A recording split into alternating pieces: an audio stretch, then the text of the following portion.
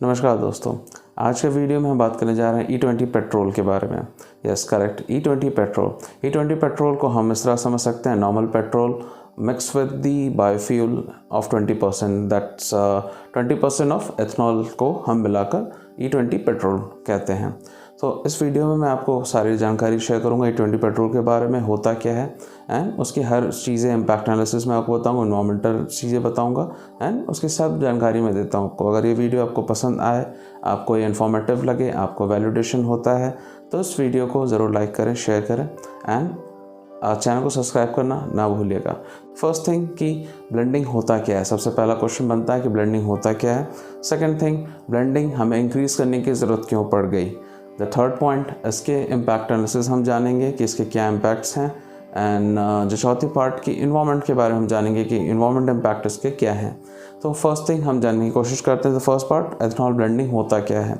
सो ethanol blending को हम इस तरह समझ सकते हैं कि एथाइल अल्कोहल, जिसको कि हम एथनॉल भी कहते हैं, C2H5OH, ये एक बायोफ्यूल है जो कि नेचुरली बनता है from the fermentation process of sugar. ये शुगर कहाँ से मिलता है हमें? फ्रॉम द शुगर केन, या फिर और ऑर्गेनिक फूड प्रोडक्ट लाइक मेज़, जिसको मक्का या फिर समझ सकते हैं, या और भी कोई ऑर्गेनिक जो हमारे फूड प्रोडक्ट्स होते हैं, तो उसके जो शुगर डिराइव होते हैं उसके फर्मेंटेशन से जो बनता है उसको हम बायोफ्यूल एथाइल अल्कोहल कहते हैं। सो जो कि ये फूड प्रोडक्ट से खुद बनता है, तो आप समझ सकते हैं कि ये एक कार्बन से रिलीज़ होने वाली चीज़ें ना होकर एक bio friendly and biodegradable product हैं जो कि लेस पोल्यूटिंग होती हैं। तो उस पॉइंट ऑफ व्यू से काफ़ी यूज़फुल होती है।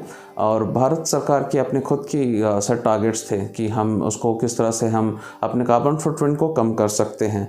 तो उस प्रोग्राम को आगे बढ़ाते हुए भारत सरकार ने अपने खुद के टारगेट सेट किए थे। उसी प्रोग्राम को स्टार्ट करते हुए EBP प्रोग्राम स्टार्ट किया गया था, ethyl blending petrol programme.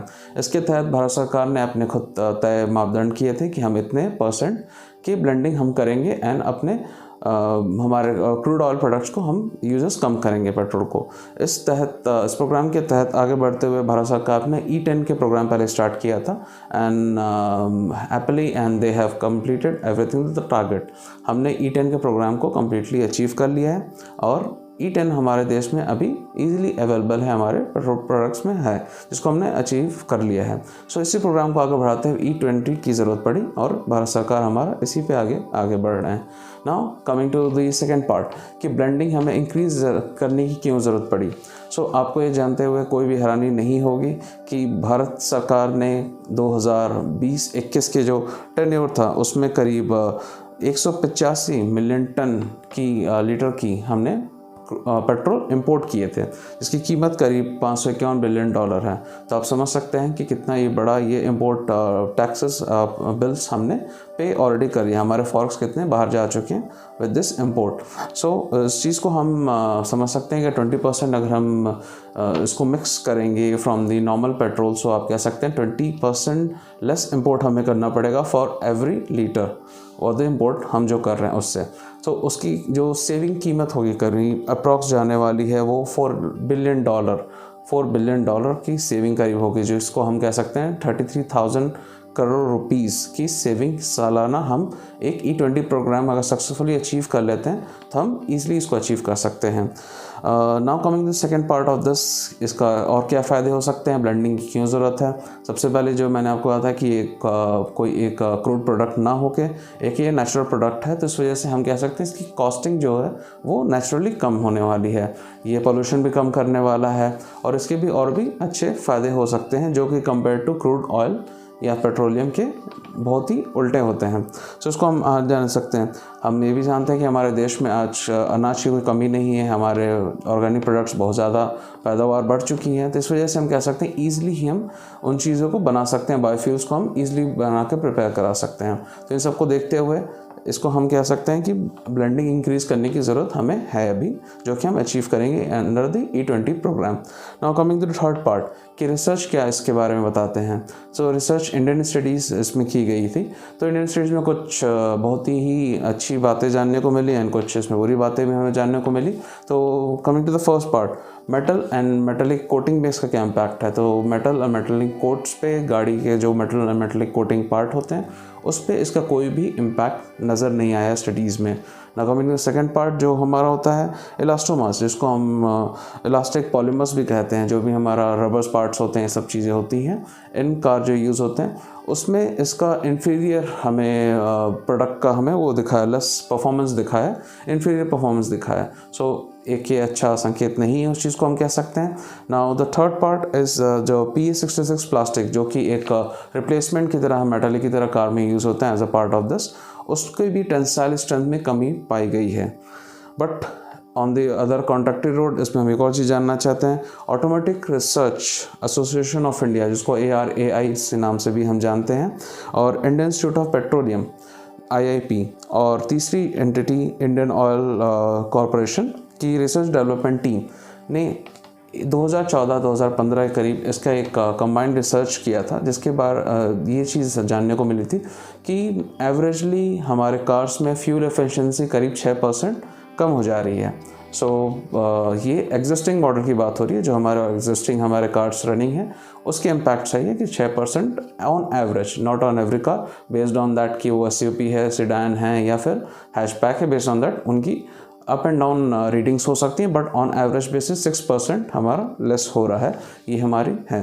But on the different note, हम एक और रिसर्च इसमें पता चला है कि लेकिन हम उस रिसर्च के बात करने से पहले एक नॉर्मल हम जानना चाह रहे हैं कि इसके और भी इम्पैक्ट्स क्या हैं। सो और भी चीज़ जानने के लिए, जैसे फॉर एग्जांपल इसके स्टार्टिंग बिहेवियर, इसकी रनिंग कंडीशन, वियर टियर, या फिर हॉट एंड कोल्ड कंडीशन में कार कोऑपरेट करने में दिक्कत, ऐसी कोई भी चीज़ें जानने को नहीं मिली है। कोई भी साइड इफ़ेक्ट इसके अभी तक नहीं आए किसी भी स्टडीज़ में। सो गाड़ी स्टार्ट करने में, गाड़ी बंद करने में, गाड़ी को रनिंग में, wear and tear, costing, everything is perfect fine. इसमें कोई भी चीज़ कमी ऑब्जर्वेशन में अभी तक नहीं आई है। So now coming to second part कि Massachusetts Institute of Technology, that's MIT, and the Honda R&D department ने जो रिसर्च किया था, उसमें ये भी जानकारी हमको मिली कि अगर हम अपने एग्जिस्टिंग इंजन्स को ट्यून अप करते हैं एंड मॉडिफाई करते हैं based on supporting of the E20 petrol को सपोर्ट करने के लिए अगर हम उसको बनाते हैं, तो एफिशिएंसी में 20% ऑफ द एफिशिएंसी हम ज़्यादा अचीव कर पा रहे हैं। ये बहुत ही अच्छी चीज़ है कि E20 पेट्रोल के अकॉर्डिंगली अगर हम हमारे इंजन्स प्रिपेयर होते हैं, ट्यून अप होते हैं, तो हम फ्यूल एफिशिएंसी को 20% तक बढ़ा सकते हैं। सो फोर्थ पार्ट एनवायरनमेंट की बात करें। सो एनवायरनमेंट को हम जो हमारे रिस्ट्रिक्शंस हमारे इंडिया में है उसके पैरामीटर्स की बात करें। So first part carbon monoxide में हमें ये इंफॉर्मेशन रिसर्च के थ्रू हमें चीज़ देखने को मिली है कि 50% लेस टू व्हीलर के जो हमारे एमिशंस लेवल्स हैं 50% लेस कार्बन मोनोऑक्साइड्स के अप्रॉक्स कम हो चुके हैं, जबकि वही 4 व्हीलर्स में करीब 30% की कमी पाई गई है। Now coming to second parameter hydrocarbon में करीब 30% की कमी पाई गई है। जितनी भी इसमें रिलीज़ हो रहे हैं हाइड्रोकार्बन्स वो करीब 20% के करीब ये कम है। And the third part nitrous oxide, इसके कोई रिलेटिवली उतने इम्पैक्ट नहीं है इसको जानने को मिला है, but yes all depends upon from the car model to car model, इसमें भी कमी पाई गई है, बट रीजनेबल, ये कोई हाई नंबर नहीं है। सो हम ऑफ कोर्स हम कह सकते हैं कि E20 पेट्रोल ब्लेंडिंग एक अच्छा प्रोग्राम है, एंड हमारे कॉस्टिंग पॉइंट ऑफ व्यू से, हमारा एनवायरमेंटल पॉइंट ऑफ व्यू से, हमारे एफिशिएंसी बढ़ाने के पॉइंट ऑफ व्यू से, एंड सारे प्रोग्राम को देखते हुए एंड सारे इफेक्ट्स को देखते हुए हम कह सकते हैं ये एक अच्छा इनिशिएटिव है हमारे सरकार की तरफ से। इसके लिए हम आगे और भी देखेंगे कि ये अचीव हम कब तक कर पा रहे हैं, but yes for sure E20 programme हमें बेनिफिट्स ही देने वाला है। सो आई होप कि आपको ये वीडियो पसंद आया हो एंड इन्फॉर्मेटिव लगा हो। सो अगर आपको ये पसंद आया हो तो ज़रूर लाइक एंड शेयर करिएगा एंड चैनल सब्सक्राइब करिए। नमस्कार।